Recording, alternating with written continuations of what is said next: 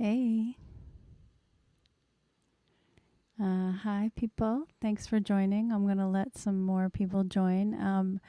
If you could do me a favor and in the chat from wherever you are, just like write something so I know who's here. Ram Ram Bodhi. Because I can't otherwise, in this, we're doing a streaming service. And so I don't know who's here until you comment. So it's nice to just like know who's with us. Ram Ram Jamie. Nice to see you. Okay, good. I'm glad it sounds good. Thank you. Thank you, people. Thank you, Brooklyn Kirtan Collective. Sometimes that's one of my people that I don't know who it is. So I'm just going to chat a little bit before Hi, Angel. Ram Ram from... aloha from Maui, where I'd always love to be. Hello, Sanjay. So I'm gonna, before I bring on my guest this evening, Victoria, British Columbia, Bodhi, that's great. Cindy, you're from Alexandria, Virginia, lovely. Welcome, everyone. Anjula Prasad will be joining us shortly. And for, just to say a little bit about the series, Ram Ram Jonas, Conversations on Practice, really what I'm trying to do here, what I'm interested in having conversations about is spiritual practice in a really grounded way, like what it actually is, what it actually looks like daily for practitioners who've been doing it a long time, kirtan practitioners or other people too that have other kinds of practices. And that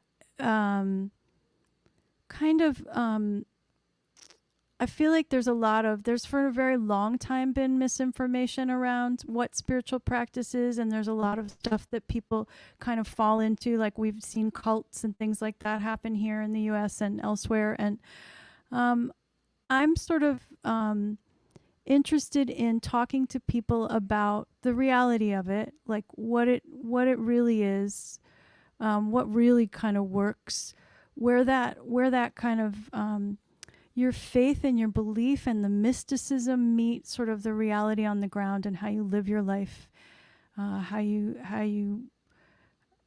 treat other people, how you are with your work in the world, how you bridge the two. And I've listened to this podcast, maybe many of you know about it, Conspirituality, and it's great. It talks a lot about it. They debunk a lot of things, conspiracy theories and things like that. Hey, Lincoln. And but one of the things that I'm missing, like I love that podcast, but I'm missing the sort of positives, like what does work, what is true, where do we go for guidance if we feel like we've been misled? How do we check in and do the practice in a grounded way, in a way that is helping others, not harming them? How do we kind of like... Yeah, conspirituality is great. But, so for me, that's why these conversations are happening, because I was really inspired by that podcast, honestly, and some of the other people I've seen in social media, like kind of calling out some of the things that are not true, things that are harmful in the community. So, all right, I'm going to talk a little bit about Anjula now. So I'm super happy to have Anjula Prasad joining me. It's a rare treat. She's taken a kind of a hiatus from online kirtaning for a little bit. So I asked her if she would open with a chant, and she said yes. So we're really lucky. She's one of my favorite, honestly, one of my very favorite singers and singers of kirtan. And I think with Anjula, really the first time I heard her sing, I felt like immediately hooked into that place and that space that I want to be in when I do this practice. Like it was kind of the same thing as with some other kirtan people, right? With Krishna Das, like that kind of like right into the zone, right into that space where I'm feeling the divine presence and I'm really like filled with it. And so for me, Anjula really brings that every time she sings, and I really feel blessings of the Devi, of the divine when she sings. So I'm really happy to talk to her today to hear her sing, but just to talk to her about her practice, like where she's coming from, that music and spiritual practice combined. We'll talk about the guru and having teachers, and so we're going to unpack a lot of that. But I'm really, for me, I'm being just selfish. Like, this is a super enjoyable conversation for me. So that said, I'm going to welcome Anjula, and she, her CD is amazing. Lincoln said your CD is amazing. Okay, so I'm gonna get out of here, and Anjula, I love you, and you're gonna bring us in with a chant. Thank you, Ambika. Thank you, everyone, for being here.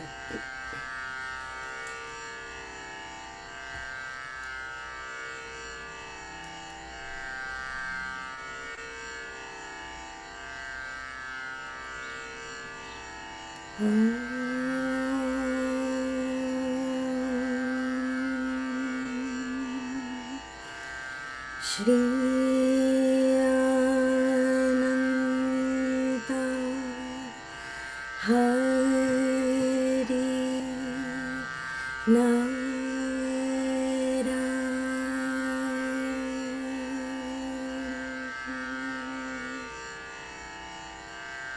Shri Ananta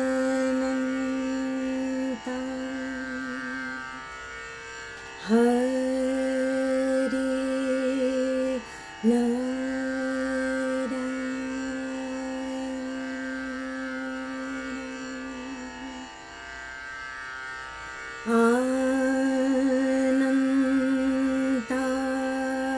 Hari Narayana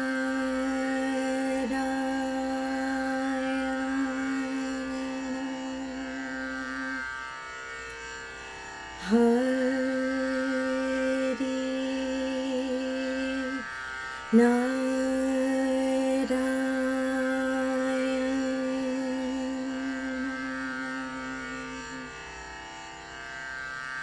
Ananta Hari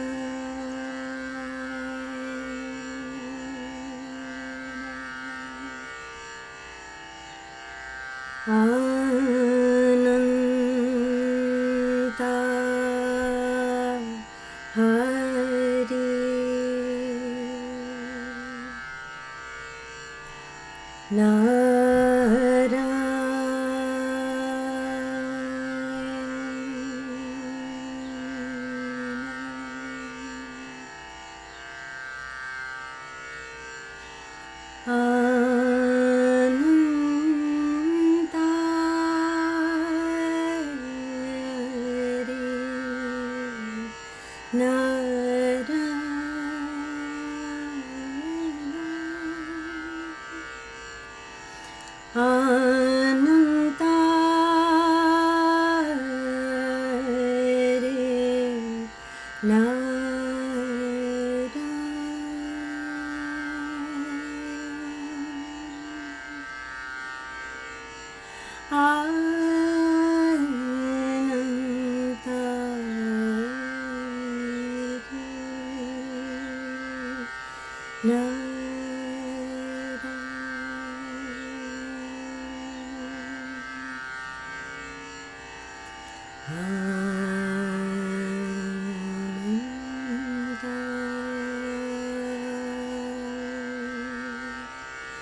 Hari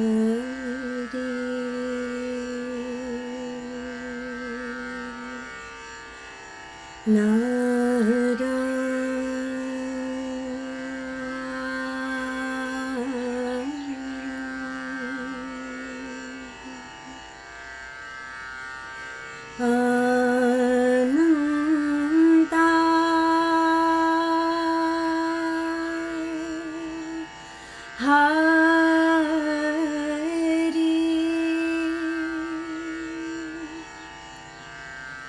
Ananta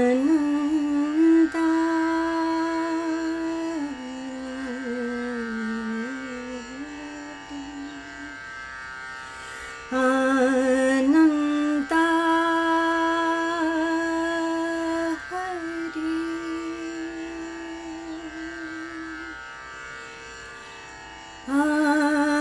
Ananta Hari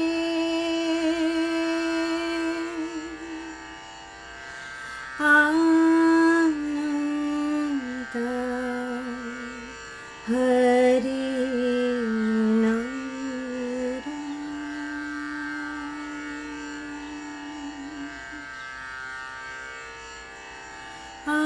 Ananta Hari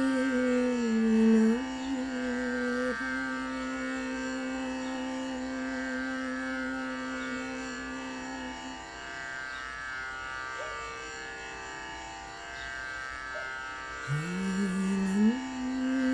Anandamayi Chaitanyamayi Satyamayi Parame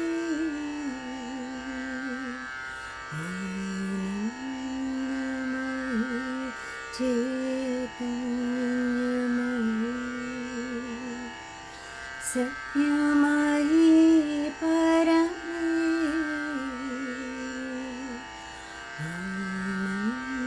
Anandamayi Chaitanyamayi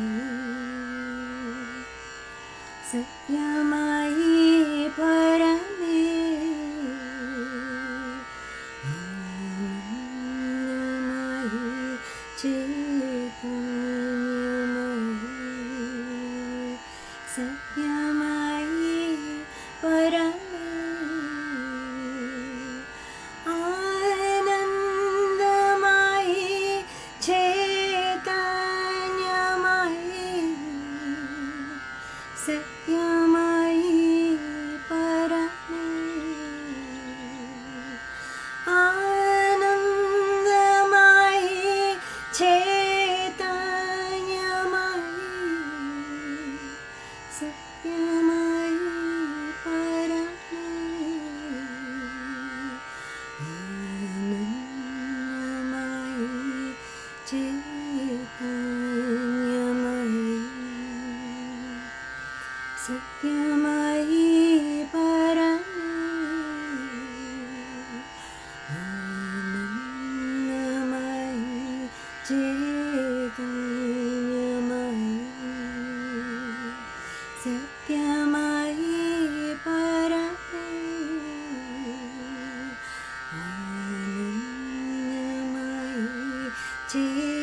Anandamayi Chaitanyamayi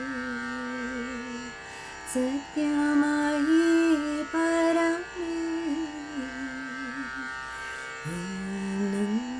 Anandamayi Chaitanyamayi Satyamayi Parame Anandamayi Chaitanyamayi Satyamayi Parame Anandamayi Chaitanyamayi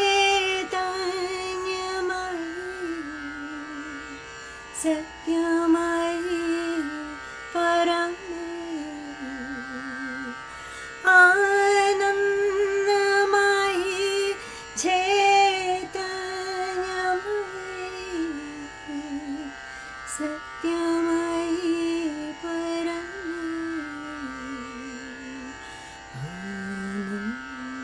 Anandamayi Chaitanyamayi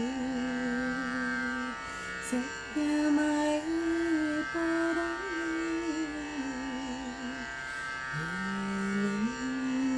Anandamayi Chaitanyamayi Satyamayi Parame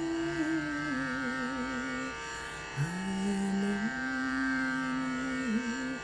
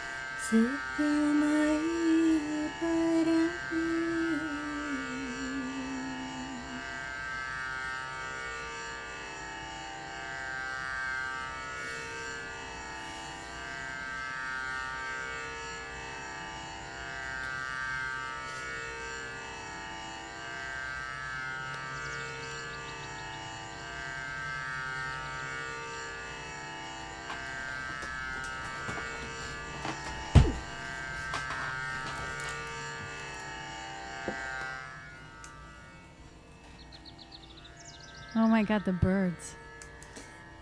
Amazing. You know, Ambika, I was going to close the window. Well, I just tried, but I couldn't because I could hear the cars. And then I thought, it's such a metaphor. If you shut out the cars, you shut out the birds. Yeah, right. So either listen to the birds and deal with the cars or shut them both out. Right. Yeah. That's so perfect. That's Hi, so. everyone. Hi, Ambika. Yeah. Hi. Such a treat having you here. And yeah, people are like talking about, if you can see the comments, there's a lot of gratitude for your singing, which is how I feel. So thank you. That was much needed. What cars? Lincoln just, yeah, I can't hear the cars either. It's funny. I only heard the birds and Anjula and the Tampura, but for you. Yeah. The birds with the, Shyama. Hi, Lovey. Okay, so I'm gonna now start asking you some questions and start the conversation. I really, people don't. I realized I don't know your story. I was telling you earlier, like I don't actually know how you came into contact with your spiritual practice, how you started singing, and I think a lot of people don't. I don't, so a lot of people don't, because I know everything, man. Yeah, that's what's true. So can you talk about your path, your spiritual path, like how you came into contact with it, how you sort of ended up meeting your teachers and studying with them, and like, even, and I don't know if you had connection in your childhood to chanting and to kirtan, and, also like, if you studied, like I know your teacher, there's some classical music with your teacher. So like, what is that sort of, what has that been for you? And then also I'm curious to know, when you tell us about your story, like what does it look like now for you, your daily kind of practice? Like, do you have a daily practice, or what's your regular practice these days, right? How does it manifest, especially if you're not, gracing us with your presence online? I know you're doing things back there. I'm doing something. Yeah. So yeah, if you could, that's a lot of questions at once, but basically tell your story. Okay, do you want the story I tell myself? I mean, whatever. Don't know how to answer that. Sure. Okay. Okay, because it's funny, right? Stories we tell ourselves and stories we tell others. But I didn't really think about this until you asked me. And it started when I was born. And that is the truth. Because I remember, and I hadn't remembered this until you asked me. And I hadn't thought about it. I'm sorry, I remembered it, but I hadn't thought about it. I remember, so I remember people asking me from whatever age I began speaking, until 6, what I was going to be when I grew up. And I told people I was going to be a singer. And I was born in England, so I had this very cute little British accent, and I was small, and I was timid, and I remember saying to people, I'm going to be a singer. And then right after that, I remember my mom saying, no, that's going to be your hobby. You're going to be a doctor. Right? And so, I thought to myself, I'm not going to say anything right now, but I'm going to do what I want to do. And this was like 5-year-old Angela. And somehow, I don't know how this happened, but I ended up performing at the Christmas program at 6. And I got to do a solo. And I did Little Drummer Boy. And the one thing that I remember about that is I looked out in the audience and I was like, whoa, this is not cool. I don't like this at all. Everyone's looking at me. And that moment I said, I'm not going to be a singer, I'm going to be a doctor. It was that moment because I was terrified. I was terrified of the audience. I was terrified of people looking at me. And so it went back inside for, well, at least at that moment. But, unfortunately, there's your brain and then there's your heart, right? And so it never left. And so I became the world's greatest shower singer, I would say, for many years, until I went to India. I mean, I traveled to India when I was, many times when I was younger, but it was the trips during my college years. So I was probably 18, 19, 20, something like that. And that was the first time I could go for an extended period of time. I went for 6 weeks, 2 times over 2 years. And I got to spend that time intimately with my 2 cousins there, Anupaya and Parul. And Parul had studied classical music since she was a child, and I had not. I took piano lessons, but I saw this beautiful, huge tanpura in the corner of her bedroom, and one day I was like, "What's that? And what do you do with it?" And she brought it onto the bed, and she sat there, and she played the tanpura, and she began singing Indian classical music. And I don't know how to explain it. Something shifted. That's really all it is. Something shifted. Suddenly I could hear my music.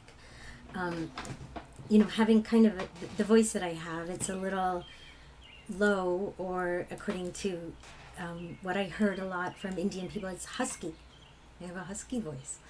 And that was very different than the Indian music that I heard that was non-husky. It was very high.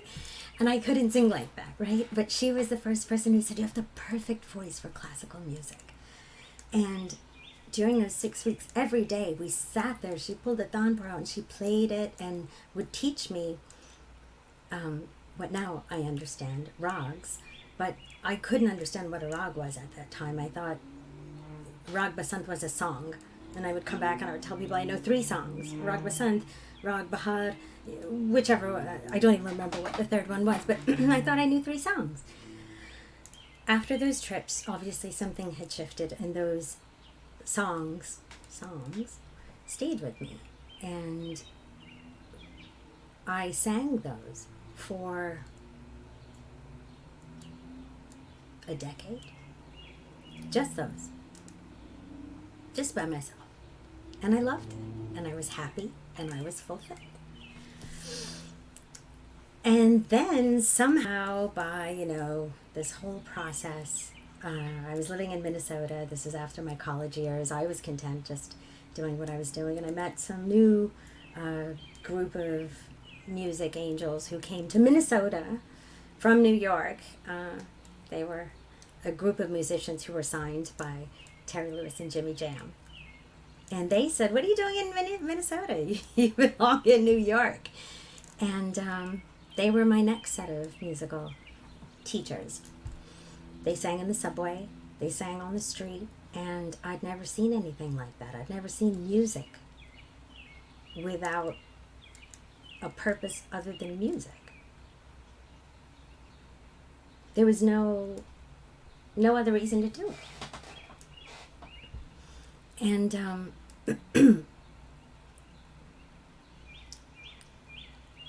whatever that was for years brought me back to my own singing.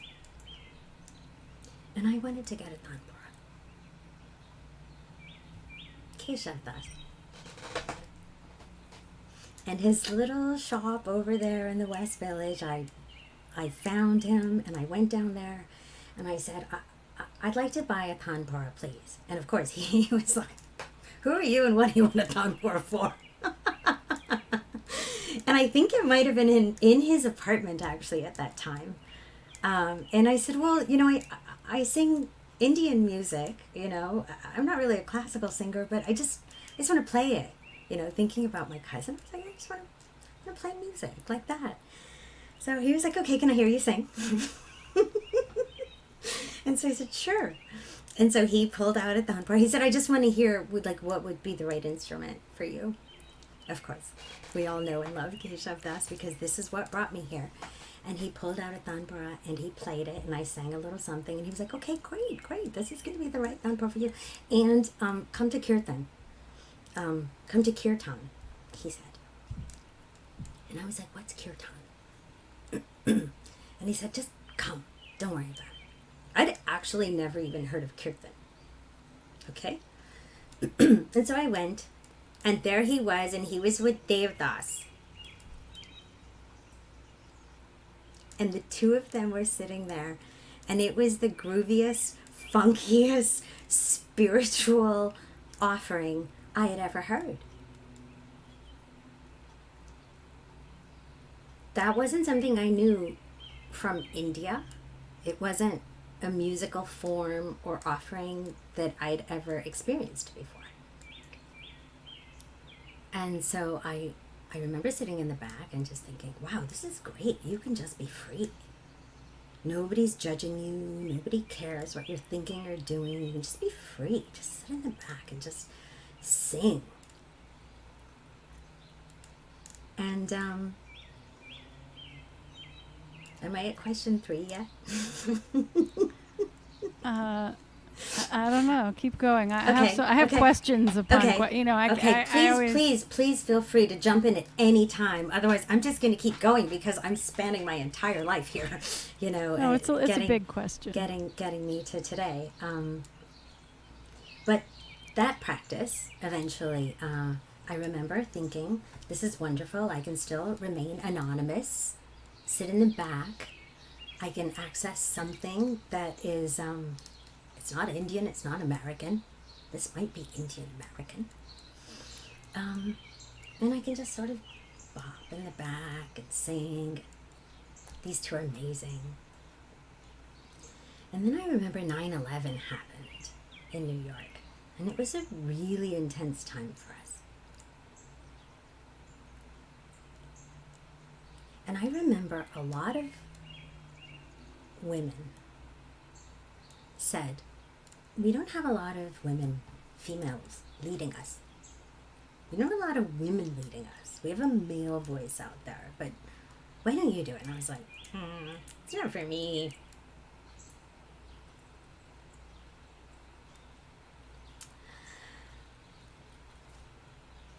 "9/11 was bigger than all of us, right? Yeah. And I don't know. It was another shift. And before you knew it, it was an extremely authentic practice that seemed like it was a response to a call. And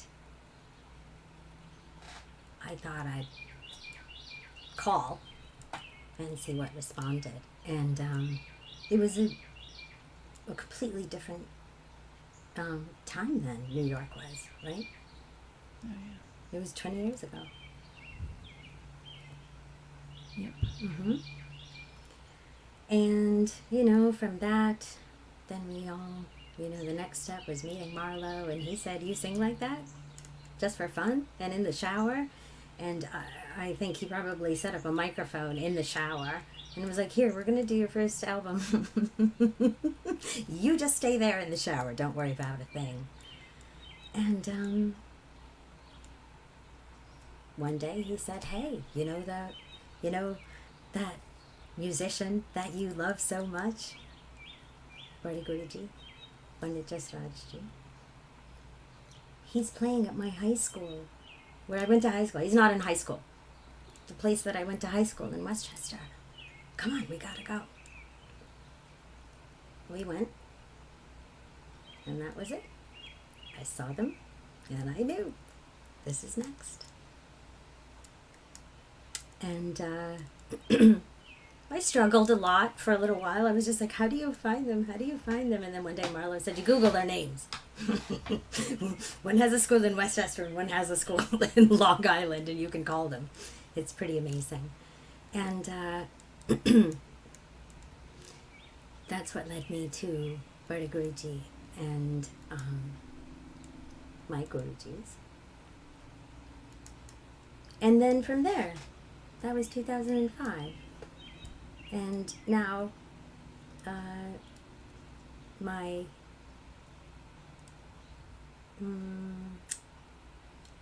teachers are here with our collective and with the response. And then sometimes you're the call and sometimes you're the response. And that's a very big teaching.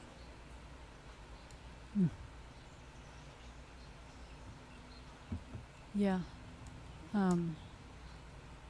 I miss I've said this so many times, I really miss the response. I miss the live kirtan because, I miss playing with everybody, being in the same room with everybody, but really it's the response that is the thing that I miss the most, is hearing everybody's voices back. Because that's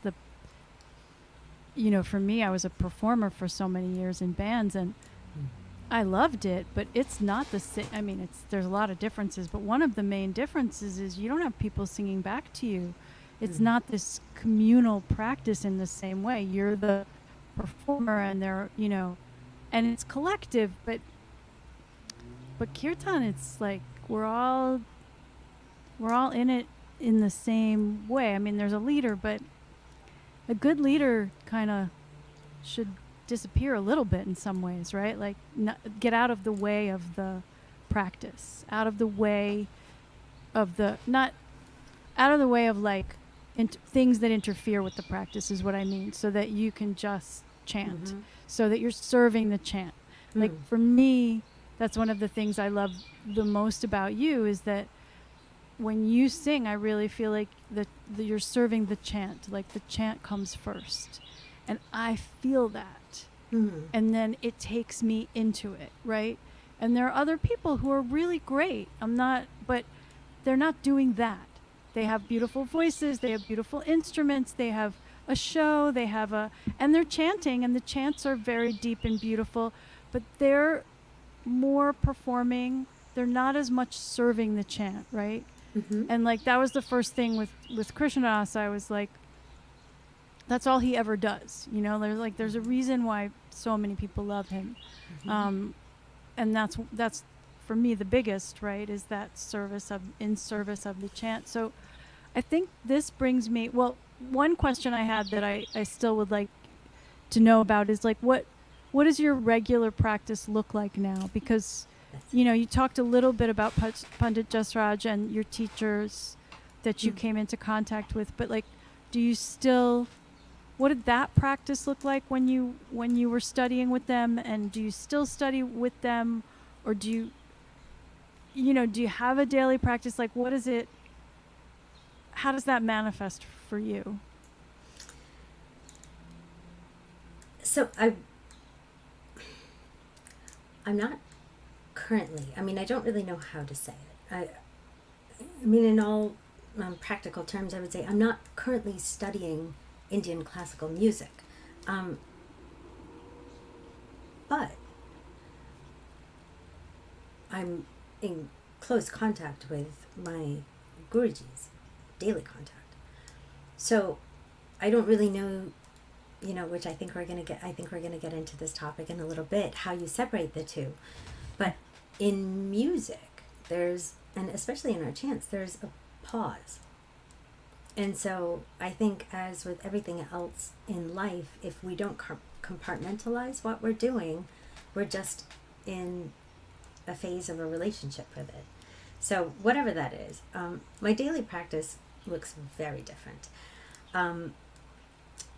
After lockdown and COVID and all of that happened, because I live upstate, and I actually stay in Westchester and also in Beacon, up in Dutchess County, we could still go outside and go hiking and encounter nature. I sing to the deer. And I think they're the same deer daily. I'm not sure, but I that's my daily practice, is to see if, when I first saw that there, in Westchester, there are a lot of deer, and they're very unafraid. They will look at you, they'll stare you down, they'll hang out on the street, they'll eat your flowers, and if you come up to them, they're just like, what? They'll bring in the buck with the big horns. I was scared of them at first. So part of my daily practice was confronting the deer that, I was afraid of. And it started with singing to them. And so I would sing to them to see if they would respond. And about a year and a half into that practice, I'm pretty sure that I have some very close dear friends. And more importantly, I've conquered my fear of them, and I've realized that when I begin singing to them, much like a deer in headlights, they look at me, but they don't move. They listen, they will watch me. And I've dealt with yet another fear. They're everywhere, our fears. And so that's currently what I would say my daily practice looks like. I figured, since I'm not getting a response, let's see what these ones do. And I had to think about that, but that is probably the most consistently, and it's daily, that I'm saying. I used to sing Beatles songs to them to see if they would remember or recognize something, and then we moved to rock. Of course you're singing to the deer, like Anjula. I'm asking Anjula this question, like, what's your daily practice? I sing to the deer. Like, that's perfect. And like, I expect nothing less from you. Why, thank you. I think. The expectations are high.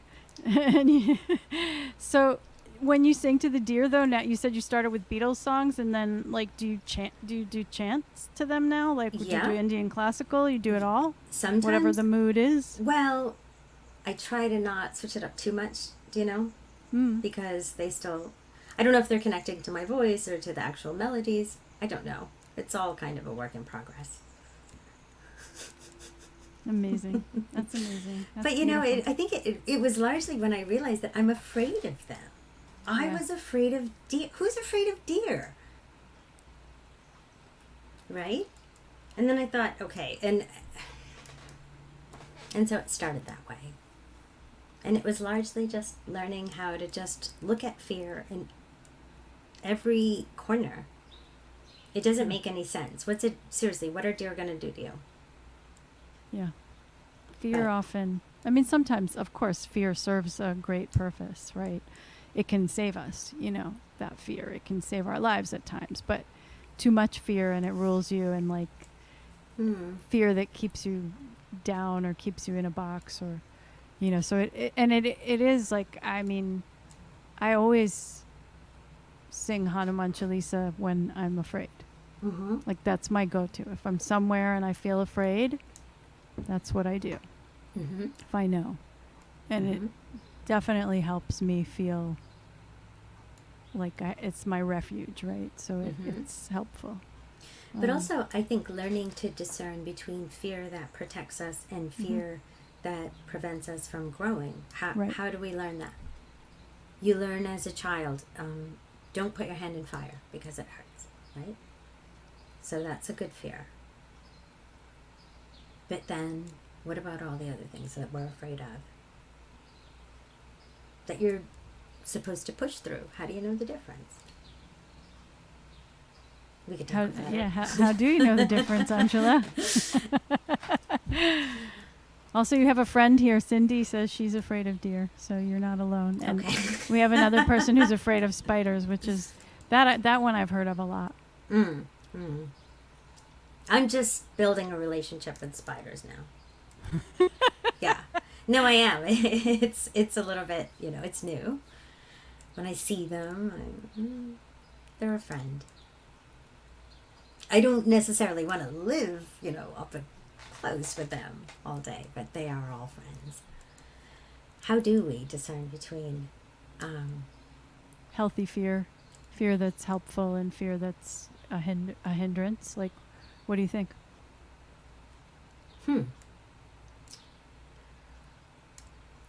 I think that's a very difficult question. I think that without a solid sense of one's own self and healthy environments to help us understand our own fears, without those things, it can become a little bit difficult, because what's healthy for each person, we tend to gravitate to people who think the same way we do. They validate our beliefs.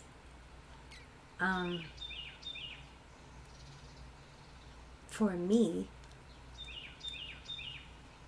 spending a lot of time by myself in fear and not talking about it too much, I think has helped me discern a little bit between the two.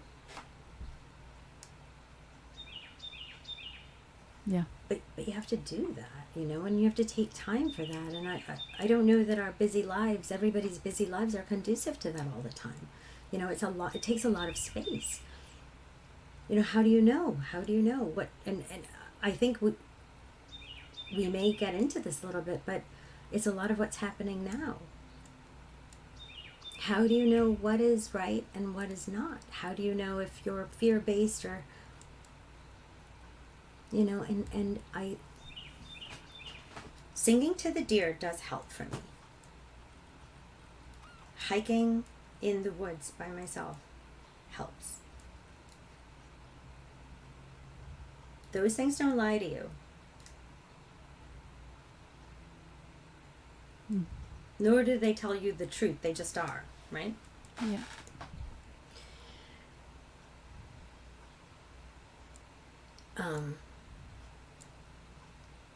If there were answers to these things, we would all have it figured out. Yeah. No, We'd be living in a different place in time. But I just think that turning off other voices is really important, and to see what resonates with you in everything that's constant.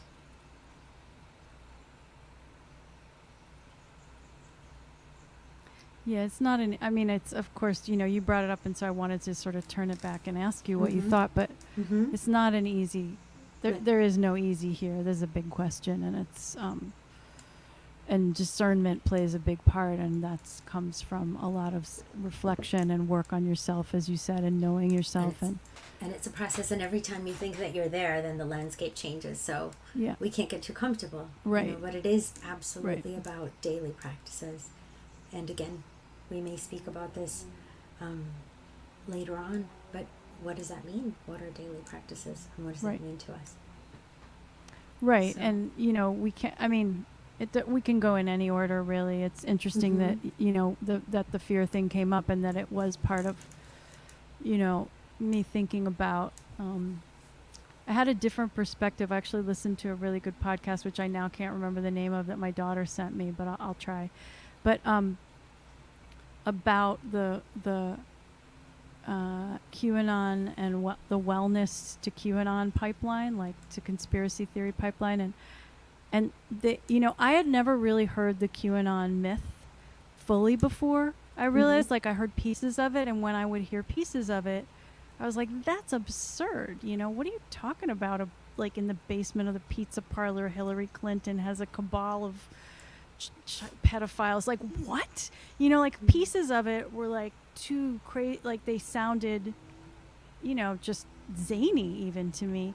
But when the way this person explains sort of the myth, it's like really like a hero story. Like, we're all in trouble. We're in peril as human beings.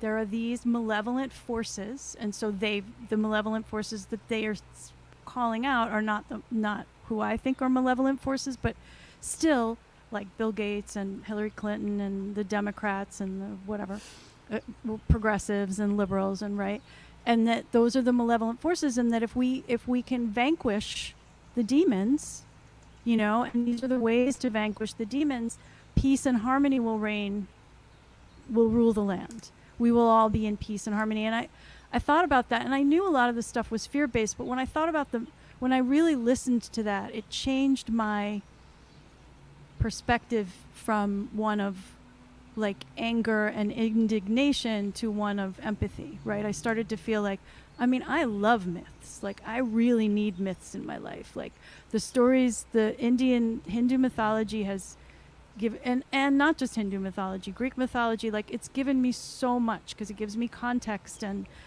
like a structure and archetypes, and helps me feel like, makes meaning out of life for me. So like, I get it. Like, this is meaning making for some people.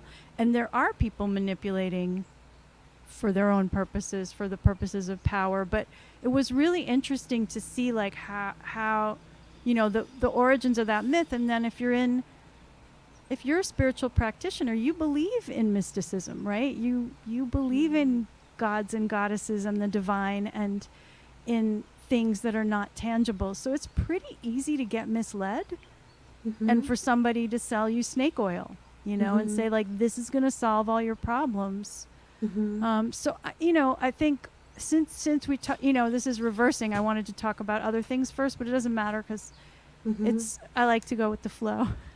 Yeah. And so I don't know what's I spent a good deal of the pandemic feeling, you know, like outraged, like shocked, outraged, angry about the conspiracy theories and our own communities starting to fall prey to them, and listening to people who I thought I knew and agreed with now say things that I thought made no sense and were harmful, and you know, and I still like, you know, people who, and maybe there are people here who don't believe in vaccinations, don't believe they're good.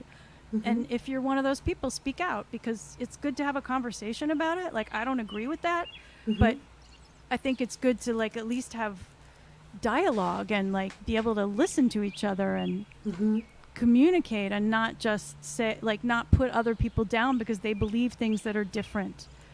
And you know, we can talk about harm being done, but I don't know. I just like, where are you at with all of it? What have you seen and come into contact with personally?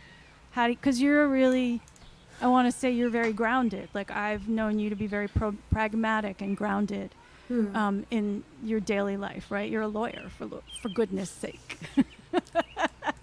You know, although there are some zany lawyers out there, but you're not one of them. So, like, what does this all look like for you and feel like to you, and how do you interact with it, make your way through it? You know. Great question. I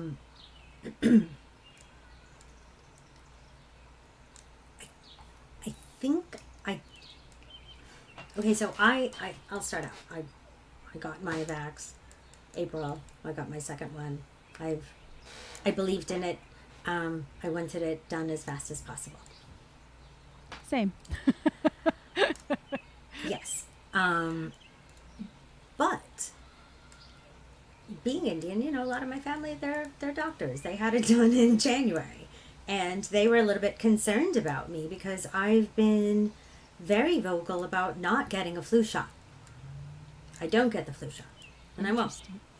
And I have actually said before, all the same things that I'm hearing now. My immune system can handle it.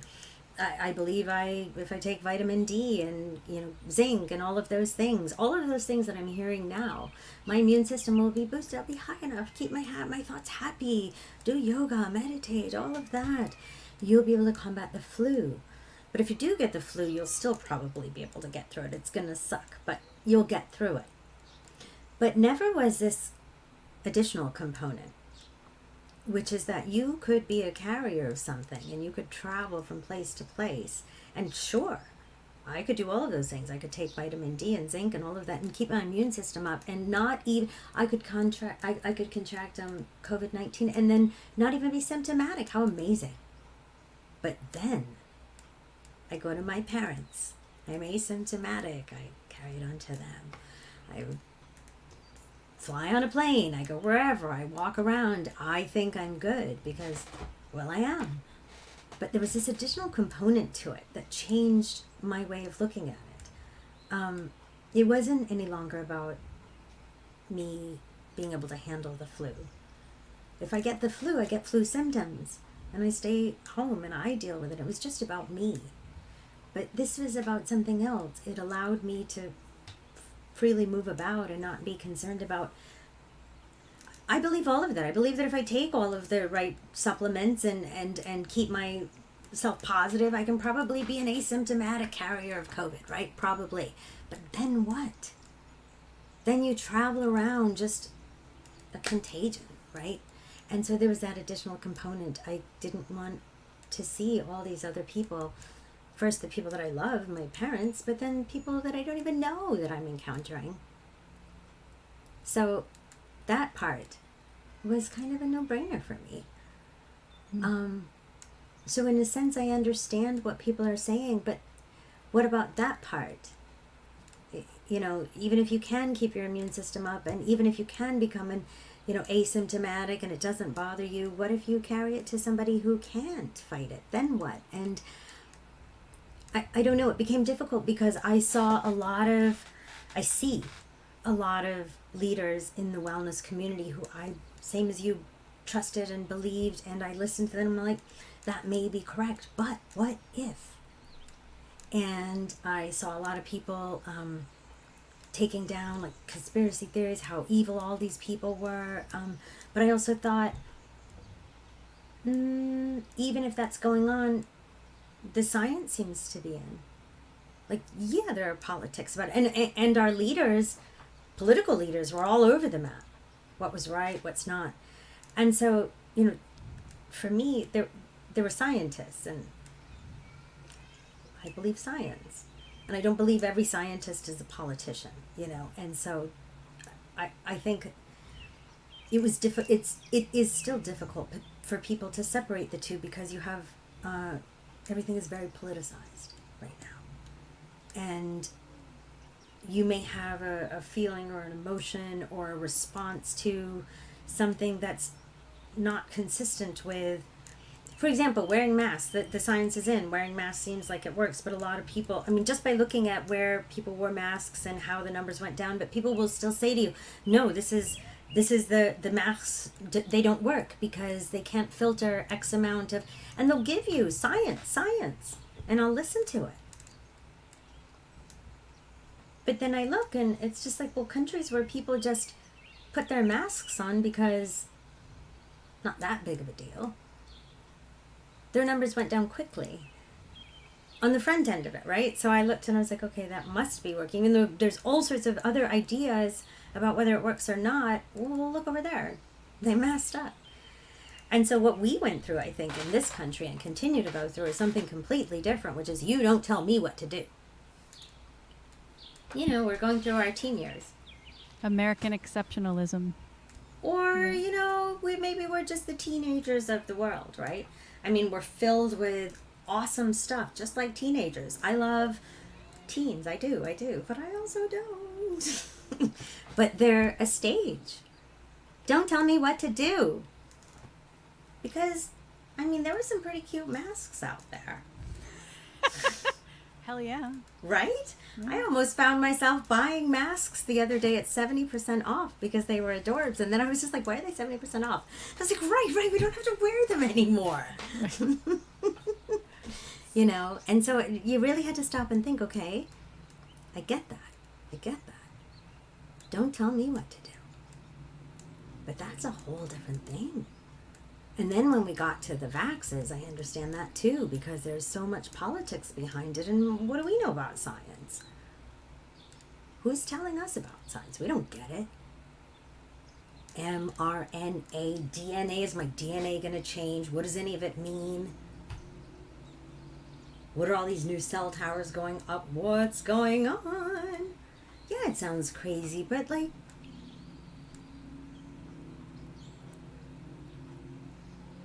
so maybe after, you know, a bunch of us have been vaxxed and maybe we don't change too much, maybe that fear will go away. I did hear some people say, I want to see what happens with other people. Yeah.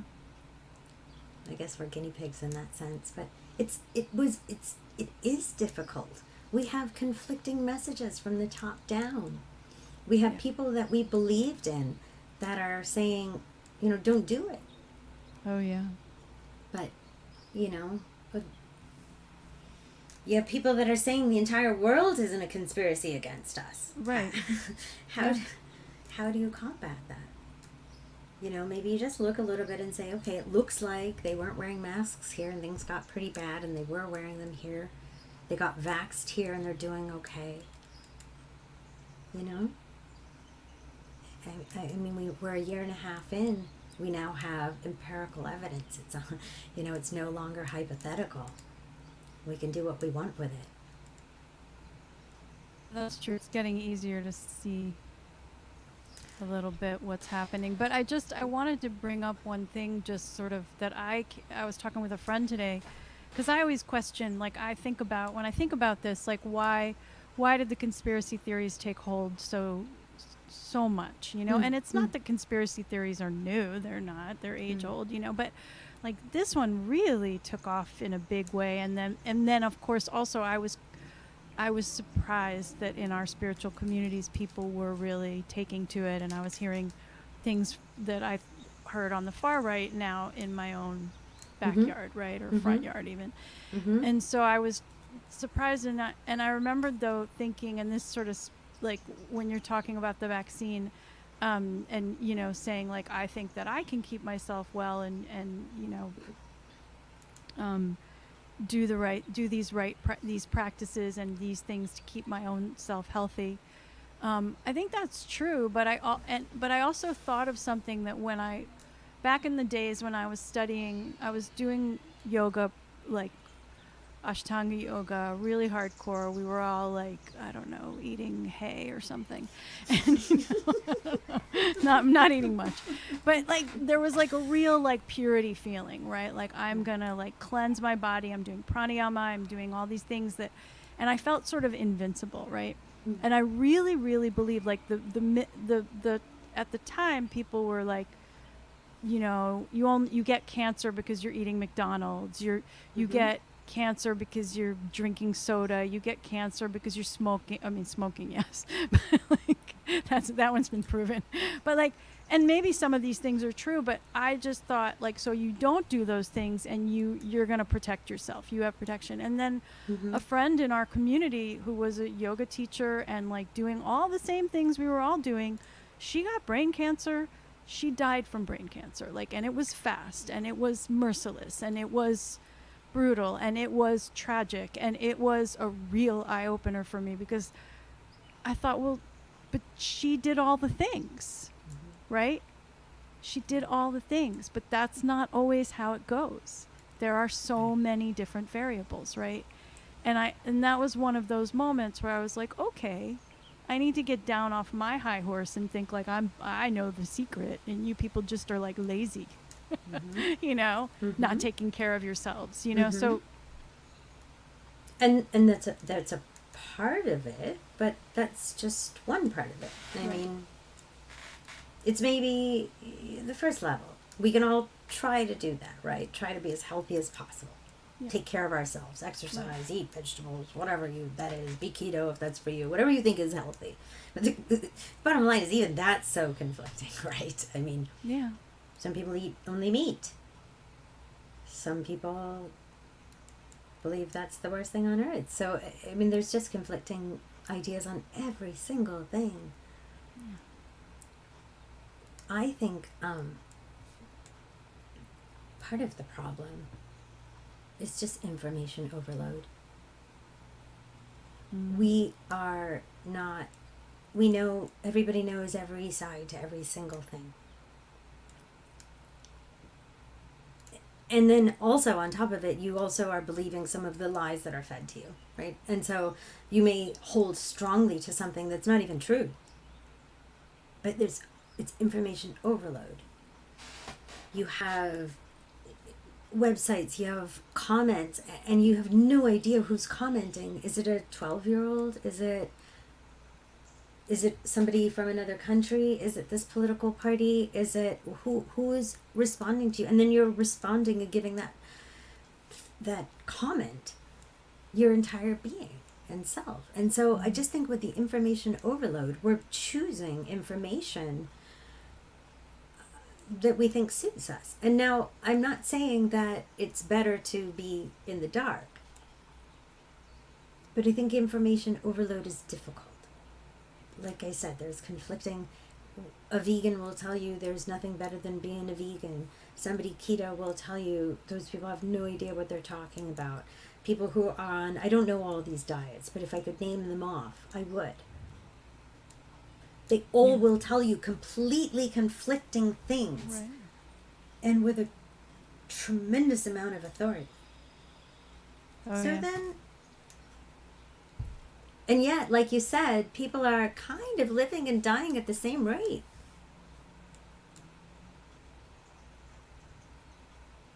I don't know a study that shows me that certain people or certain groups or categories live longer. The only ones that I've seen are people that live, the studies that show that people that do rituals, you know. But then you look in their rituals and they're doing something like having a shot of whiskey every night. Right? Or they're just like, oh, I smoke one cigarette every day and I'm 105. I know. So it's just, other than that, we're kind of all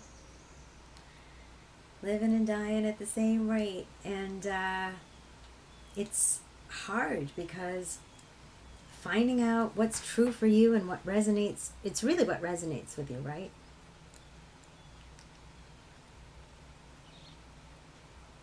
It's difficult. We're just open to so much. There's so much. How do you know what's true? And I think it comes back to the same thing that we started with.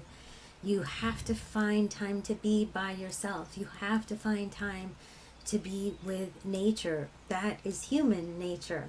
We are nature. Mm. Humans are not separate from animals. We're not separate from any of that.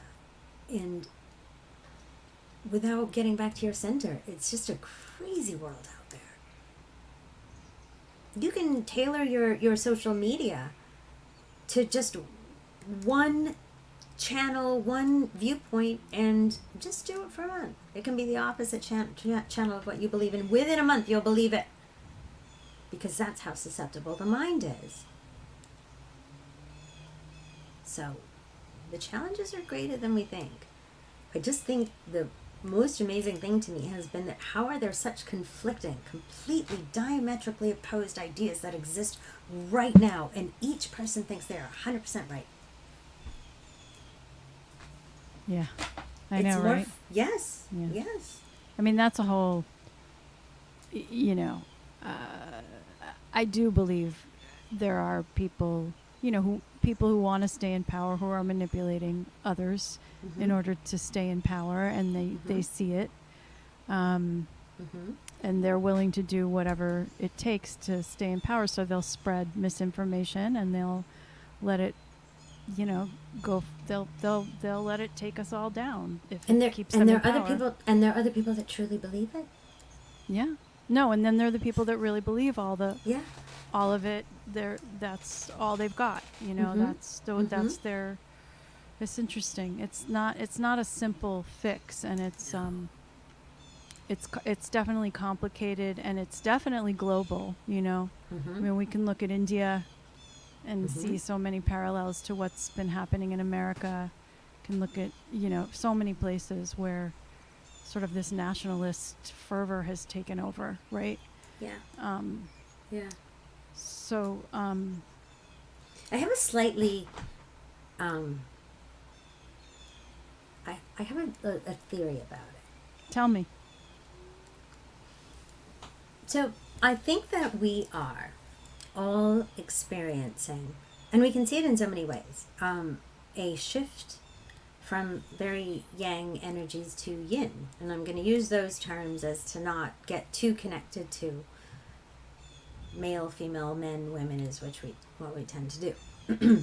And so yin, of course, being the feminine forces, but more so the allowing, the being, and the yang being the active. I think that we are actually, you know, as I was saying, we ourselves, we're part of nature, but there are obviously greater things that are constantly happening, and we're affected by them in ways that we don't always know or acknowledge.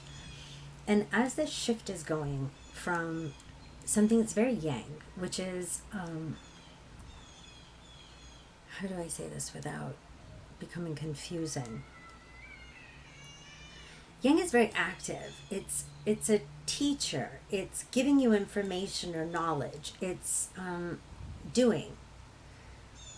As we're sort of switching over to something else, what you see is kind of an interesting dynamic of a lot of very yin energies now taking over a yang framework. So you have the feminine now speaking through a yang framework when that's actually not what we're supposed to be doing, because yin actually operates in a completely different way. It allows. As that transfer is happening, or as we're shifting a little bit to something that we don't really understand, it's not taking that masculine power and putting it in the hands of what we consider feminine. It's taking all power and now transforming it into the feminine. That allows for all ideas. That allows for every belief to exist in one space. There's not one over the other.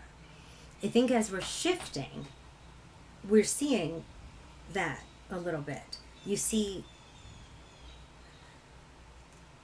as I was saying, completely opposite ideas existing in one moment. And coming back again to practices, one of my practices is to try to see how many different or diametrically opposed ideas can exist in my brain at once. They should all be able to exist there. That's very feminine. That's very yin. And so I think we're being trained for something. Possibly, this is just me sort of speaking a little bit ahead. But it's the only thing that sort of makes sense to me, that this could exist, that I can see people that I trusted, and now I think we're not on, we're just not aligned in our beliefs. But yet, I can't completely disregard you as a human.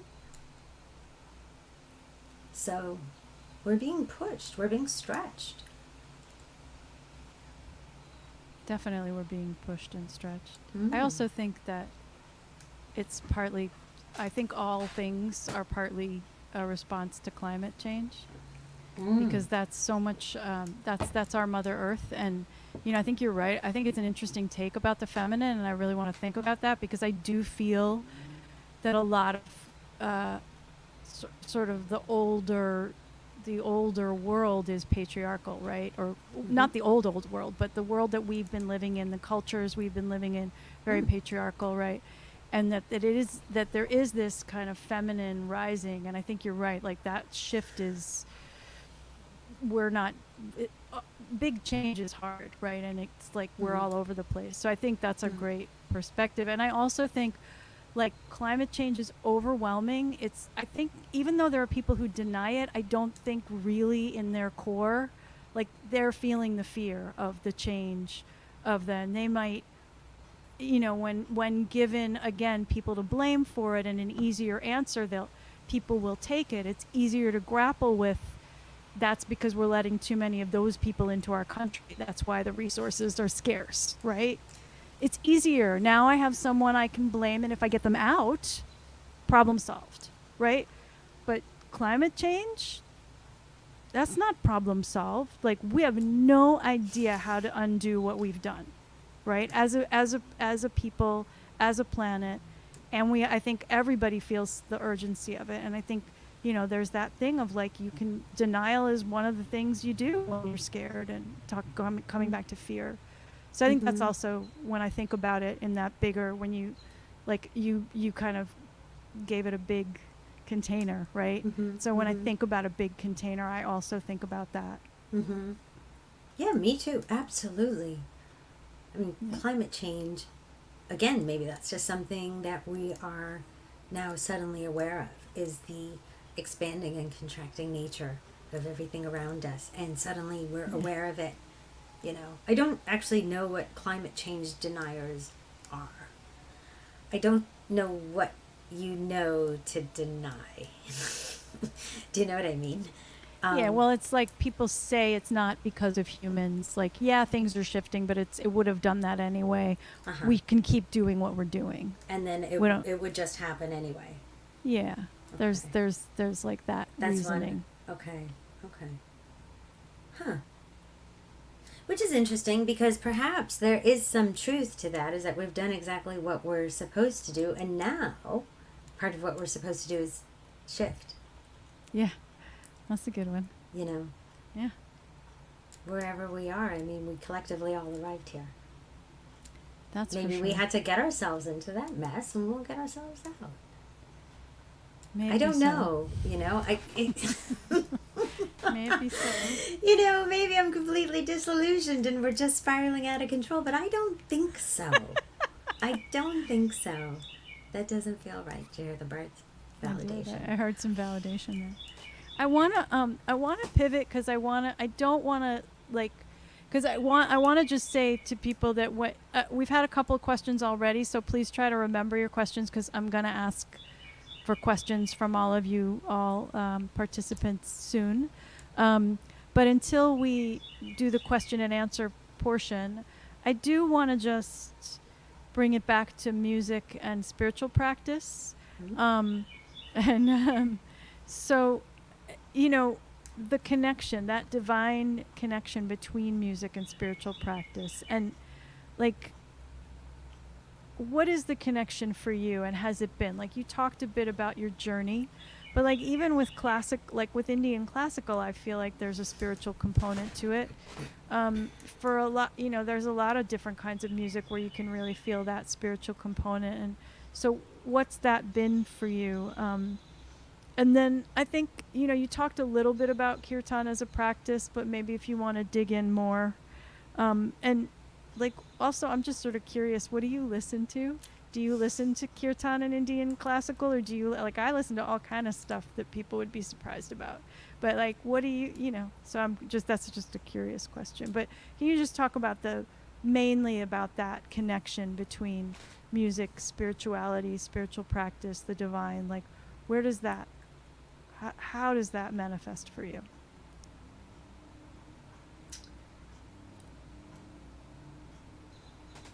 Well, for me, it was all about the voice, right? And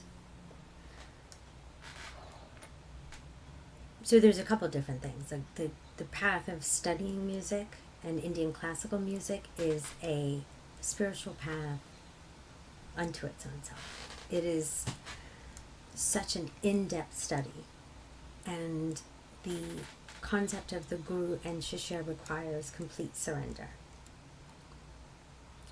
I can't say that I'm on that path, because I have not surrendered completely to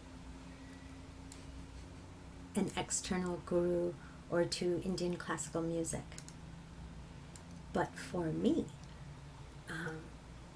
what I think is the most spiritual thing, and I'm going to say singing specifically, is that everybody has a voice.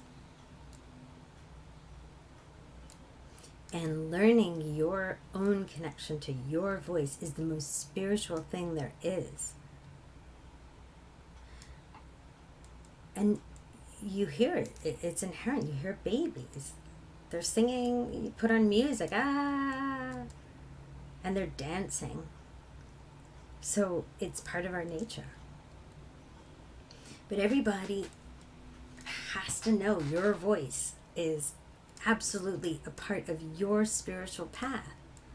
That's it. Not somebody else's voice, your voice. And hearing it and connecting with it is everybody's right. And it's a spiritual right, I think. And singing gives you access to it.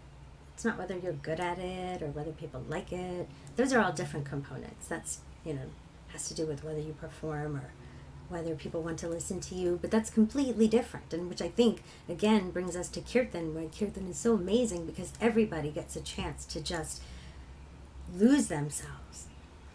And maybe, as you were saying, there's a difference in the leader and the response is that the leader, suddenly it gets really quiet and you're like, oh, me again? But when you're on the side where you're in the response and you're surrounded with other people, you realize that your voice can just shine and it's your voice and you're held with so many other people. Now, granted, the most beautiful moments in kirtan is then when you don't know if you're the response or you're the call.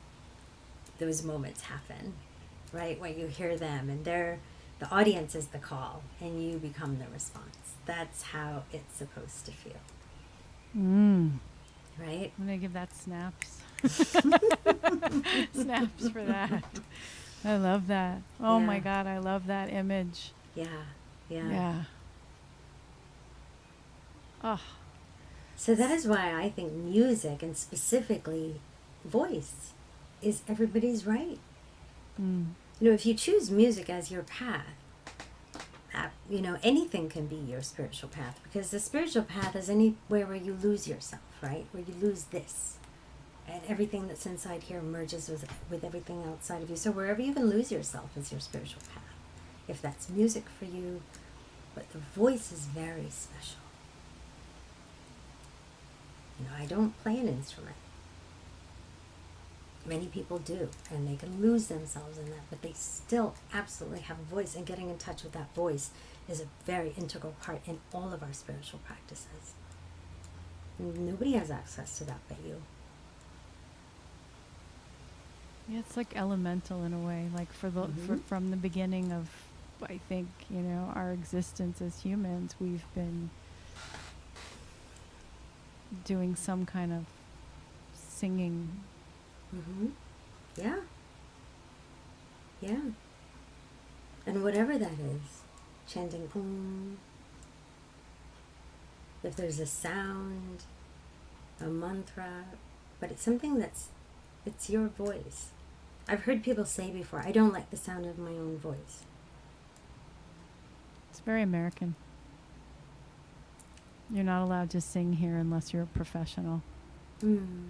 But I've heard people say that even about their speaking voice. Oh, interesting. I wonder about that. What don't you like about it? What does one not like about it, right? What does it sound like to you? Those are all practices, aren't they? Yeah, I mean, honestly, what's interesting is as you're saying this, and it's really great because it's bringing me back to sort of like a source, and thinking about the source. And I remember so Siddhi Ma, who's my teacher, right? And I remember one time sometimes she would, if you were lucky, she would kind of scold you, and I loved her scoldings because they were just like playful and filled with love, and that you felt really special when she scolded you. And so I remember this one time when I was sitting in like what's known in Kanchi, the ashram, what's known as Maharaji's office, and it was early in the morning. It was like 4 a.m. and we would all sit wherever. We would plant ourselves to do our prayers at 4 in the morning because we knew that she would get up at that time and make her rounds to all the mandirs. So we were there because we wanted to see her. Like, would I get up at 4 to do my practice without no, probably not. But definitely to see her, I would get up at any hour, any moment, like stay awake as long as possible, right? Like that's how much I loved her, we loved her, how incredible it felt being in her presence. And I remember she came in and she kind of looked at me weird, and I was like, uh-oh, I don't like it. And she left and went out, and I was like, maybe it's nothing. And then later, I saw her later in the day. She came out again and was walking around, and she was like, Ambika, and she gave me like this. She would be sometimes with the finger. She was like, okay, when you're doing your prayers, you have to do, like I was doing it wrong basically, and she was telling me that, like, don't do it like that. You need to do it this other way. But one of the things that she said when she was telling me like how to do it properly was you have to be able to hear your own voice. That is a really important part of the practice of just even doing your prayers quietly, was listening to your own voice say those prayers, those mantras. And I never forgot that. And she also said about kirtan one time to me, it's a really great practice because when you sing, it brings you peace. And when others hear you sing, it brings them peace. Right? So it's like this, right? It keeps going, right? So the way you're talking about it, and this is one of the reasons I wanted to talk to you about this kind of stuff, is I love your perspective and the way that you articulate these kinds of things. Because you kind of open my mind up again, and I'm like, oh yeah, that's what it's really about. And so, I love thinking about that, like the power of your own voice and like the right that everyone has to raise their voice. It's right here. Right here. It's right here. It's yours. So. And, you brought up something else that I wanted to just talk about a little more with you, which is that guru-disciple relationship. So one of the reasons I want to talk about this for a few reasons. So one is because, there's a real convention with the guru-disciple relationship that really should, the purpose of which is enlightenment, right? Like you are being put on your path to evolve, right? And your teacher, your guru, and you talked about surrender, right? Will lead you out of love in the right direction.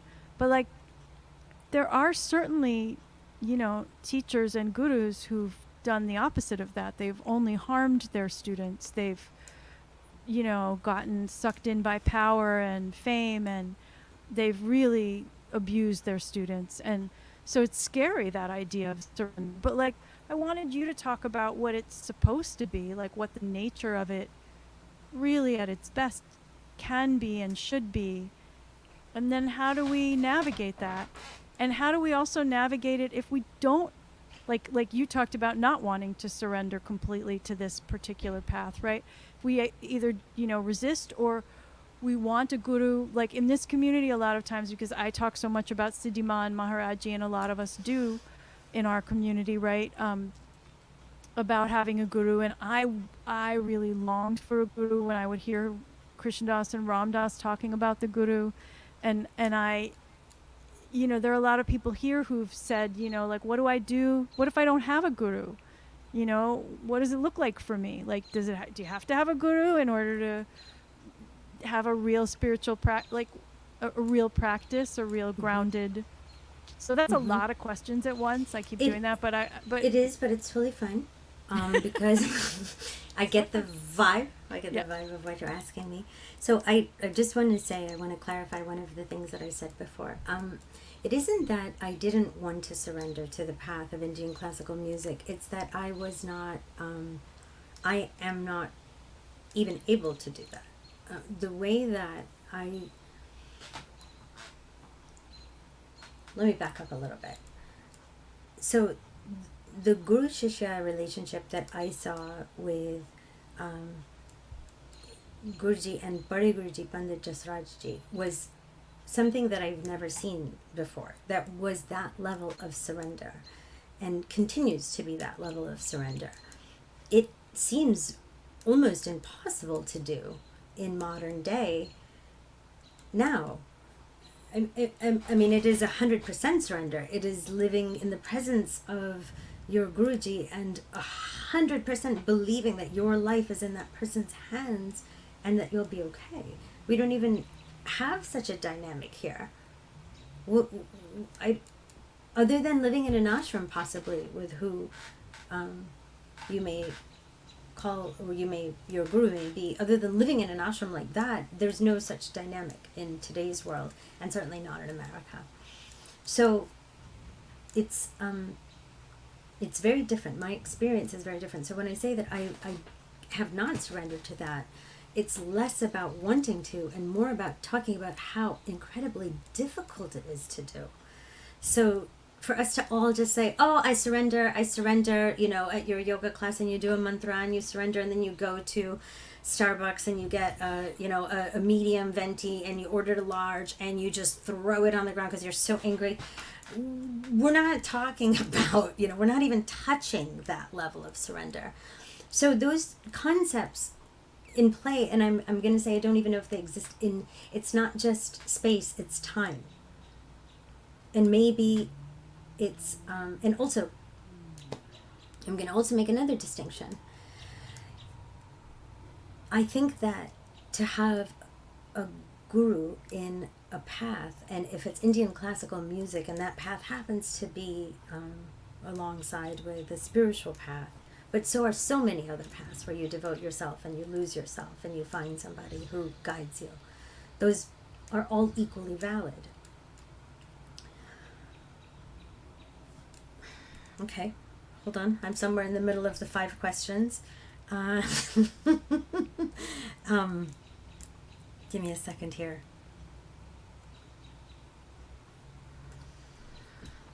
Back me up. Where were we? I'm sorry. I'm just going deep down something here. So I'm talking about. I think it's about like we're in the realm of surrender. Like really, what is surrender? Really, what is that path to be with a guru disciple that involves like and you touched on something really important, which is that we don't really have a model for that here in America. We don't really understand what surrender is at all. I mean, we don't even want to wear a mask. Like we can go back, like, but don't tell me what to do. But I don't know that necessarily it's such a thing in India now. Other than India, if you've traveled to India, you got to surrender the second you get there. Yeah, because you're like, hello, I called for a taxi, and the taxi comes like 3 hours later. They're like, why are you mad? You surrender the second you get there. Oh, yeah. But it's a different type of thing, right? It's not quite what we're talking about. Right. But so now I do understand where I was going, and that what you were talking about is that there are so many people that want to have that experience. But I would like to say that experience can be had because it isn't what it was.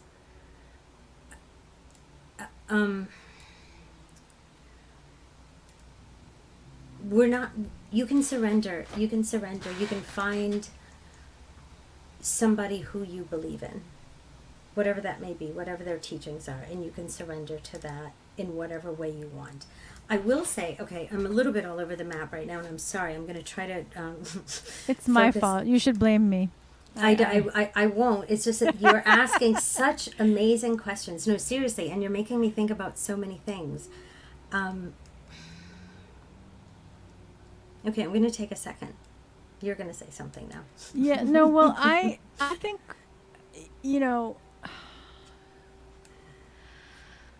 I think surrender is a big concept that's like not easy to talk about the real true nature of what that is. Because I can't say, like, I love Siddhi Ma more than I've ever loved anyone really except my children, you know? And I believe her, and she changed my life completely, right? And yet I cannot, and I do a lot of what she told me to do, but I can't say for real that I surrendered to her. I think I would be a very different human being if I had, and I hold on to so much that I think is important that one who can see would just laugh at, right? Like, yeah, you think all that matters. It doesn't matter, you know. But I don't have that. That's a pretty high level to really surrender. Do you know anybody who does have that relationship now? I mean, I can say Siddhi Ma surrendered to Maharaji, right? Like, Yes. so that's it. Yes. That's Same as pretty me. much Same it. as me. I can Right. I can witness it Right. through somebody else, but I'm not certain how that exists today. And again, I'm not going to say just in America in this time. I'm not really sure, and I haven't necessarily seen it. And so when people say to me, I want to have a guru, I don't really know. I think you can have one. I think if you find somebody, you don't have to surrender the way. People today aren't surrendering the way to their gurus as they were in the past when these concepts actually came up. So in fact, you can have a guru if you want to. Just find somebody who resonates with you. And if you get a chance to be with that person. But I will say, it's a little bit difficult to have a spiritual guru that you're not with, that you would surrender to. Those concepts don't go together.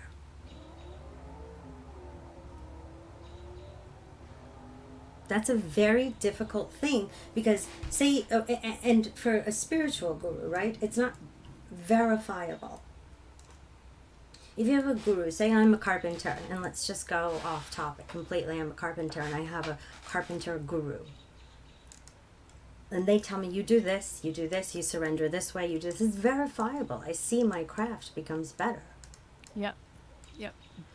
How do you surrender to somebody that's not I'm using, we're venturing in with difficult topics and language that's kind of practical, but how do you verify that your guru that you're surrendering to is leading you in the right direction? And as you said, there's this thing where you have to check in with yourself, but how do you surrender and also have a good sense of your own self? Right. And discernment, right? Like, 'cause that's part of the path, and it brings us to the just the question of, like, what if your guru or your teacher has done some bad things, and there's a lot of teachers out there who've done both. They've led people in a beautiful way, and they've misled people in a very harmful way. Mm-hmm. And that's tricky. Like, I find that really hard to grapple with. And it's mostly been men, although there have been some women who've not behaved, not been, it's not just men. But that's hard if you're talking about surrender, because then you're trusting someone who's misused your trust. So that's difficult. And before, I do want to just ask people to start putting questions into the chat as Anjula and I discuss this, because it's about time to hear from you guys, and some of you've written them, but Anjula, go ahead. Sorry, I just wanted to put that out there so people had time, because there's a time lag. But, like, what do you think about that? That, you're putting your trust in someone who then betrays your trust, right?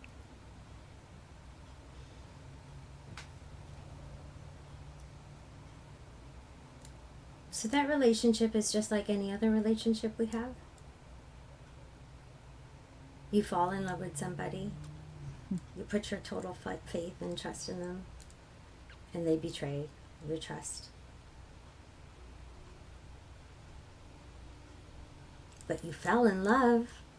There was nothing to say about that. I almost feel like when you find somebody who you say, this is my guru, the feeling is the same. It isn't a logical thing. And so I've almost resigned to saying that, I used to be so about, I don't want a guru, I don't want a guru. The guru, there's no higher guru than the guru within, blah, blah, blah, blah, blah. Because it sort of went against my ideas of what I wanted for myself. But as life went on, that's not true. You meet people and you put your faith in them. Sometimes they mislead you.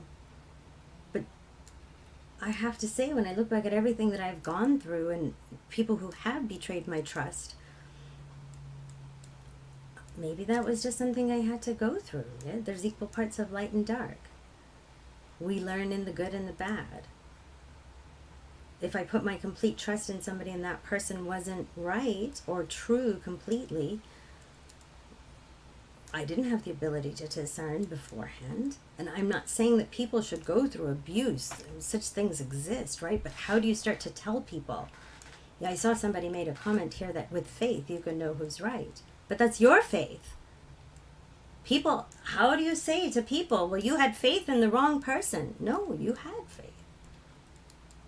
And then if something happened and you left that place and that person, you arrived at where you were today, well, and for the person who may be in an abusive situation, but yet have you met those people and you tell them, please leave, that's not a good situation for you, and what do they say to you? Mind your own business. Yeah. So then there's something to it, that each person's soul is equally huge to the next person, and it's leading them in their own direction. And if it tells you this is my guru, there's something to learn. And maybe it's not in our understanding of good and bad, but do all lessons come in good ways? If we don't hear them that way, they come in other ways. Once somebody explained it to me, it was really beautiful. She said, the universe is just like a pendulum. It goes back and forth, and you stand there. It gives you a little hit. And you can get out of the way or do what you got to do, or you can stand firm, but it's just going to come back. So how we want to learn our lessons is how we're going to present, how gurus are going to come in front of us. I hear now a lot of people saying things like, oh, my guru, my child is my guru, my pet is my guru. Yeah.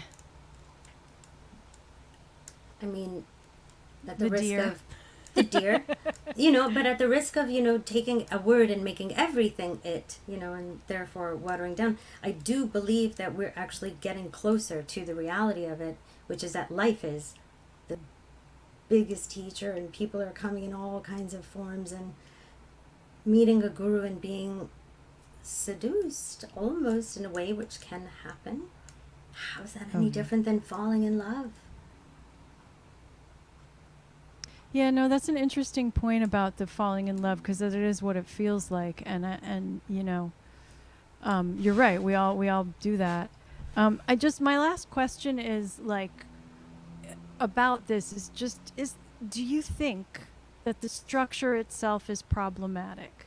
The guru-disciple situation. Do you know what I mean? Because it lends itself to someone being really able to take advantage of another, and yet there's something real. I mean, it's interesting because I longed for that, right? Really deeply. And so when I was longing for it, I wasn't questioning the structure. But since then, since so much has happened, I've started to question so many things that I didn't before.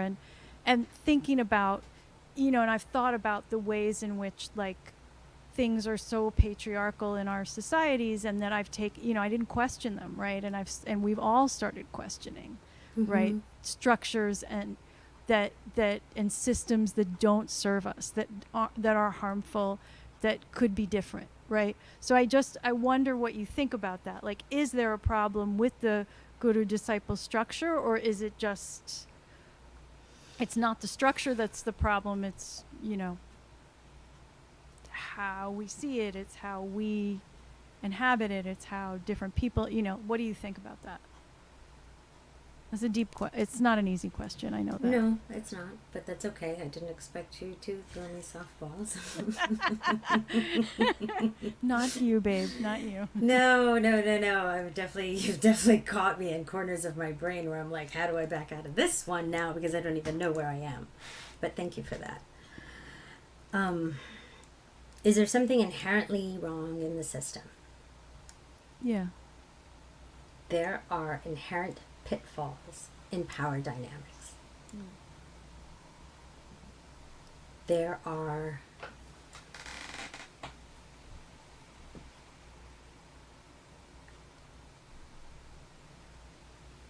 if you shut out the cars, you shut out the birds, right? And so how to understand when we're navigating that space is so difficult. There's something inherently wrong, there are inherent risks in every power dynamic. There are inherent pitfalls in a boss-employee dynamic. Where you want to just give. I want to be the best employee possible. Please recognize me. Oh, I got looked over again for the promotion. I'll give more of myself. I'll stay up nights. There's a pitfall there. So, yeah, there are inherent risks built into that situation, into that relationship.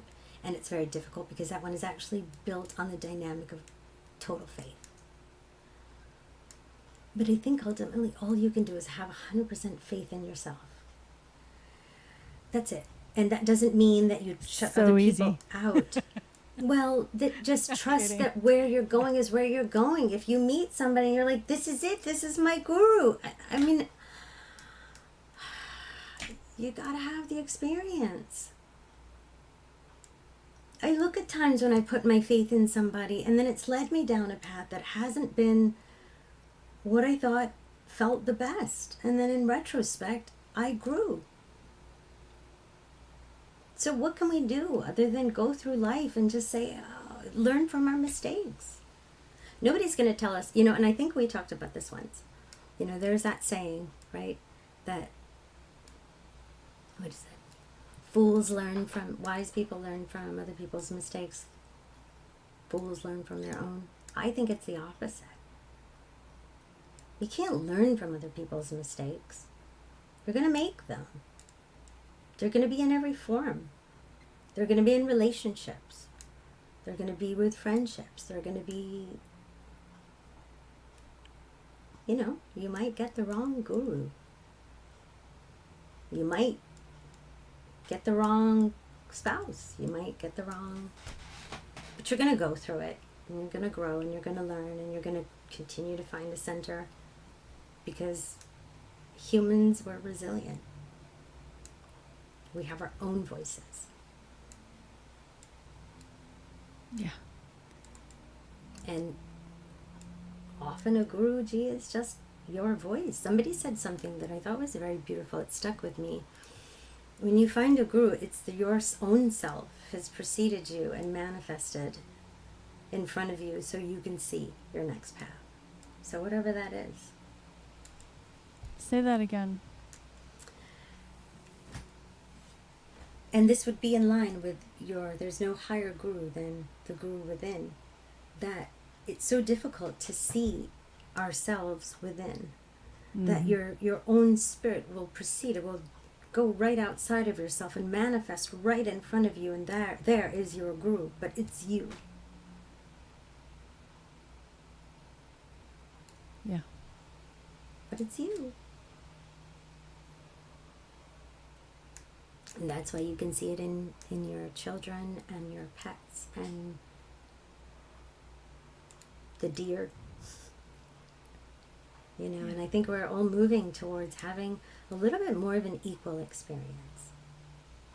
We have equal access to ourselves and equal access to nature and equal access to our voices.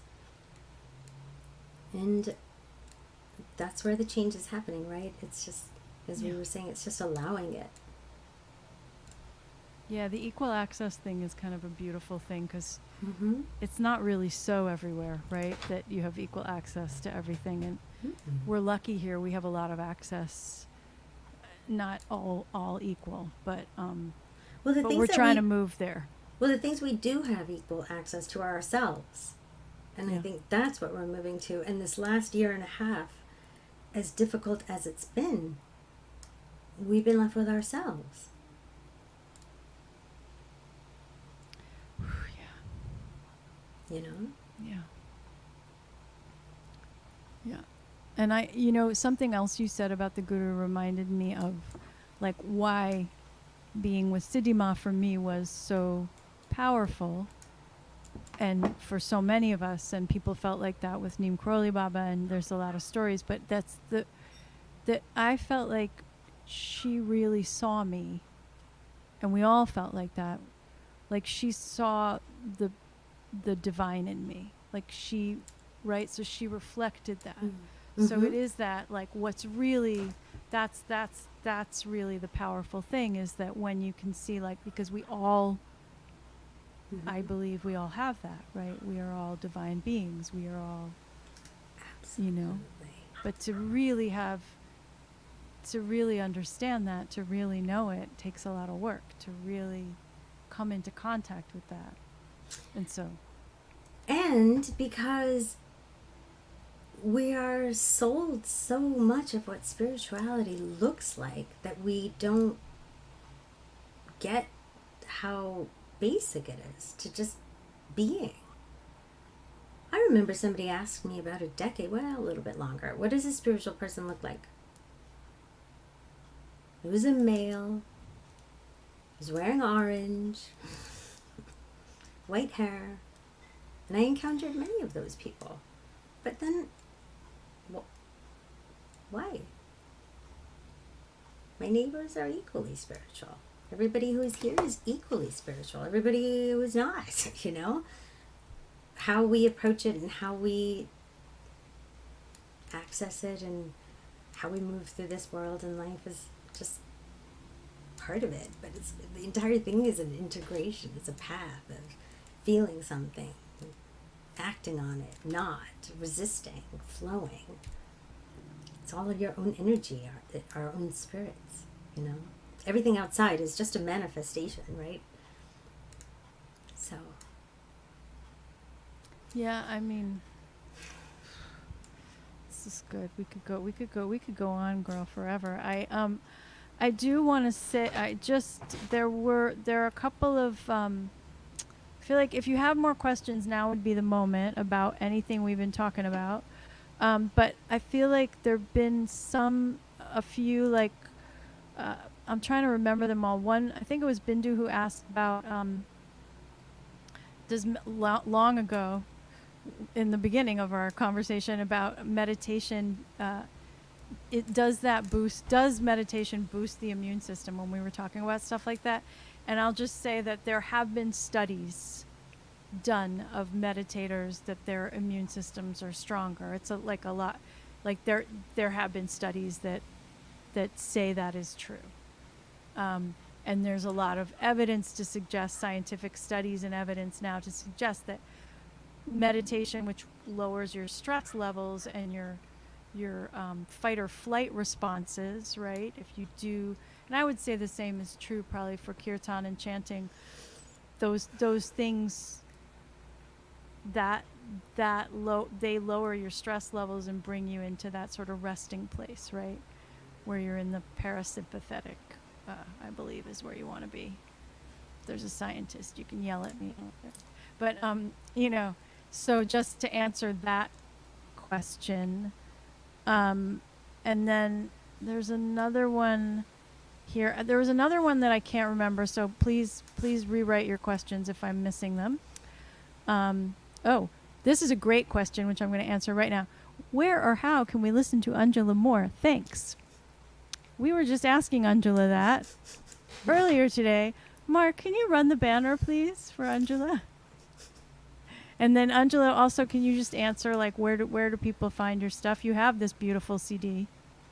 And I think it's mostly on our page, isn't it? Brooklyn The Brooklyn Kirtan Collective. But Yeah, where can people that's get where- your CD or your recording? Can you'll they have get to it on iTunes and things like that? Oh, like, yes, is yes, it's available on iTunes.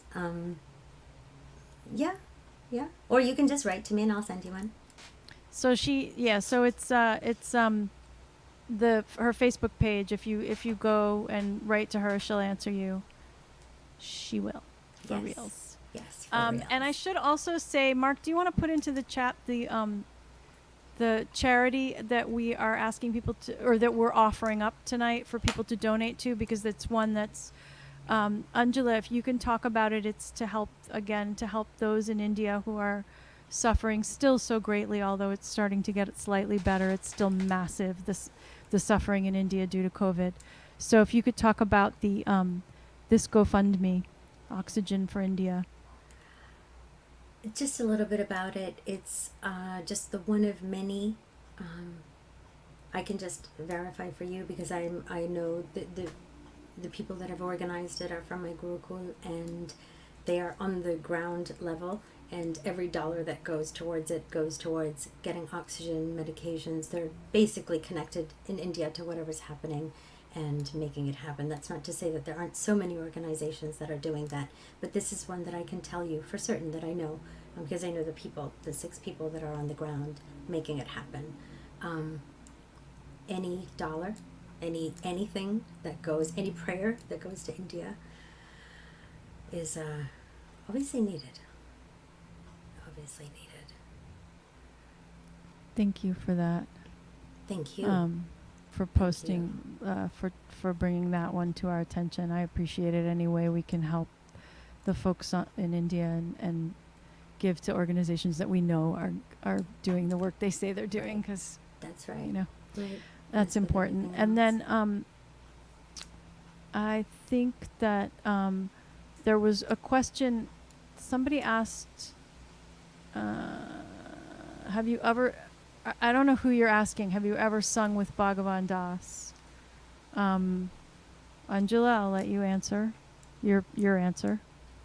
I remember, I sang kirtan with Bhagavan Das in the old Jiva Mukti, that space. And then I didn't see him again until, I think, Bhakti Fest in 2011 or 12. And I remember he was an extremely unique energy. He was one of a kind.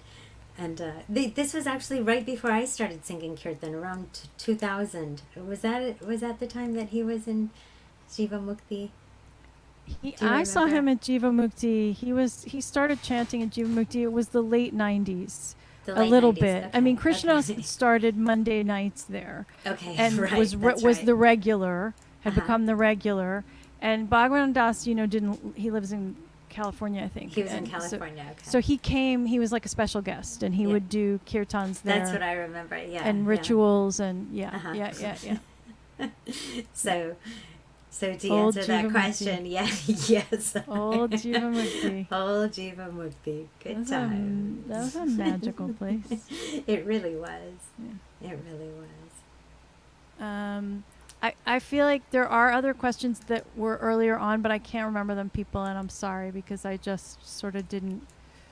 But there's been some really beautiful comments along the way, and I just want to thank you guys for your really thoughtful comments, because we're sort of digging into stuff, as you could see, like it's not easy. It's not easy for us. We don't have, this is not a like, we have the answers, people. This is us grappling with it with you, right? Like we are grappling with these questions and these ideas and these concepts with you, along with you. And so I really appreciate your thoughtful comments here as well. I think Lincoln, you asked if the Ma Squad would write humble request. The world needs the Ma Squad to write a book about Shri Ma, about Siddhi Ma. Yeah, I mean, yeah, there are people writing some things, maybe I will be one of them. I think about it. I really do, because I have a lot of like journals. I've started to transcribe my journals, but I think that's one of those like it'll just happen when it happens. But I think there are some people starting. So if we don't have other questions, I just, I'll do like a really short chant to sort of lead us out. Really brief. I don't even know what I'm going to chant, but something to end. And I just want to say, there is one question from Bodhi. Have we ever chanted with the Karmapa? I've been in audience with I've seen the Karmapa give a talk. I don't think I've really chanted with the Karmapa, but he's really quite beautiful. Anjula? No. So, thank you all for joining, really, and thank you, Anjula. This has been I could just keep talking. I could just sit with you for decades and dig in. It's really feels good. I really talking to you, listening to you chanting with you, having spiritual dialogue with you helps me feel that source. It's just every time. I really feel like you are connected in a way that really resonates with me. And so I'm just always grateful because it brings me into that space that's really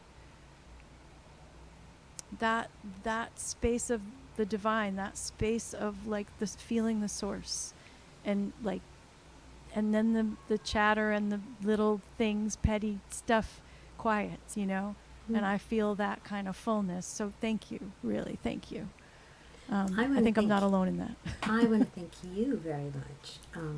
Everybody here, I just want you to know that I named Ambika Devi the Fire Devi when I first met her. And she's so funny, she tries to call me that, but that's not me, it's her. And there is a certain quality about fire that you actually, and I mean it, because we are a lot of air in the community. We're a lot of air. We're Vata, and that's fine. We need to move fast and through all sorts of things, so we have a lot of air. And fire moves the same way, but it's tough, it's tricky. It needs to not burn things down. So I didn't name you Fire Devi for no reason. It's your ability to take these. Actually, the questions were very, very, like I told you, they made me think, and they were probing. And as you said, we don't have the answers, because if we had the answers, I wish we could just tell them to people and then it would be done, and then maybe I'd be a guru. But I don't want that. I don't want, it's a conversation, and that's why this is called Conversations with You. But you hold the space beautifully for all of us, and you can direct the conversation in a wonderful way. And I thank you, Fire Devi. And thank you, everybody, for joining us. Yes, thank you all. And so we'll just do a really 2 minutes of chanting, maybe Sri Ram and then Om. And thank you, Anjula. Thank you.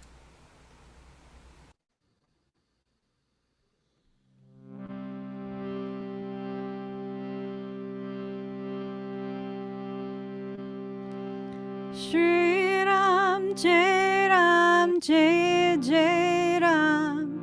Shri Ram, Jai Ram, Jai Jai Ram. Shri Ram, Jai Ram, Jai Jai Ram. Shri Ram, Jai Ram, Jai Jai Ram. Sita Ram, Sita Ram, Sita Ram, Sita Ram. Sita Ram, Sita Ram, Sita Ram. Sita Ram, Sita Ram, Sita Ram, Sita Ram, Sita Ram, Sita Ram, Sita Ram.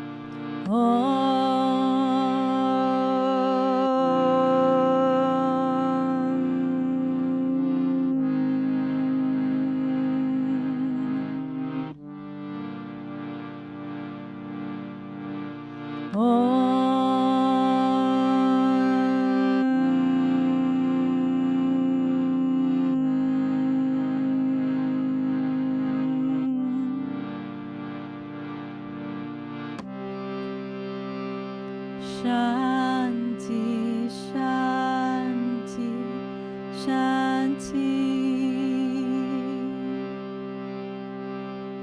Loka samasta sukhino bhavantu. Loka samasta sukhino bhavantu. Loka samasta sukhino bhavantu. May all beings be happy and peaceful. May all beings be healthy and strong. May all beings be safe and protected. May all beings live with ease.